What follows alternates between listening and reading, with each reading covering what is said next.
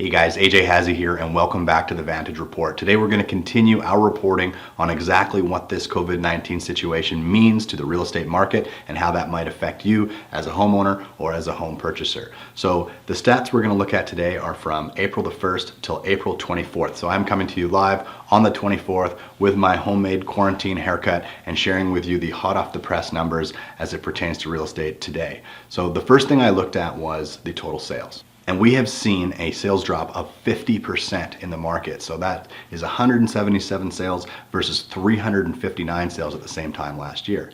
Now, at the same time, we've also seen a 50% drop in new listings. That means last year we had 919 new properties hit the market during these last 3 weeks. This year, only 459. So again, that's a 50% drop.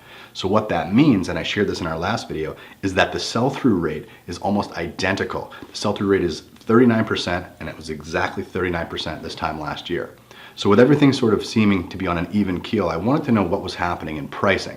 And so when I looked at it, at first glance, it looked like the average price had dropped by 20,000. We were at 573 last year, it was 553 this year. I thought, okay, is this the beginning of the price change?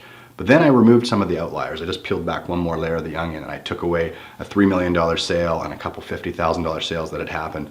And when you remove the outliers, the numbers were identical. 567,000 was the average transaction this year, and it was 567,000 for the same 3 weeks in 2019. Okay, so if the average sale price is the same, what about discounting? Surely people are getting larger discounts right now than they would have last year. So I looked into this, and the average list to sell ratio, which is the percentage that a home is selling in relation to its list price, is 96.5%. Well, the same time last year, they were at 96.6. So again, almost identical. And so for you, if you're buying, this means on an average purchase of around $560,000, you could expect about a $20,000 discount in today's market.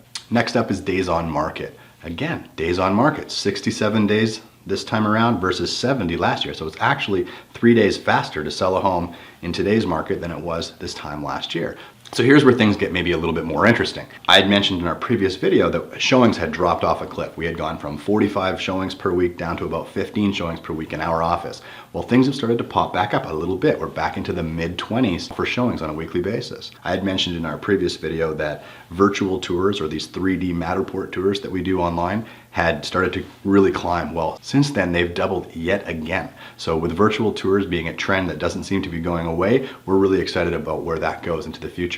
We've also seen a 35% increase in buyer leads through the website, and our inside sales team who's contacting these folks has been able to book more Zoom appointments for our agents than ever before. So this to me shows a very strong demand in the market, as well as a pretty good adoption of the new technologies as well. What all this means to you is that the climate in real estate right now, whether you're buying or selling, seems to be about the same as it was this time last year. And I know there's a lot of folks that are worried about what this situation is going to do to the real estate market. And obviously it's way too early to tell, as the job market will impact things. But it does appear to me that as people slowly start to reintegrate and go back to work, that the real estate market for the time being is holding strong. And we'll continue to be your eyes and ears on the real estate market and update you in real time. So thanks very much for watching. Hopefully you got some good insight out of this, and stay safe out there. We'll see you in a couple weeks.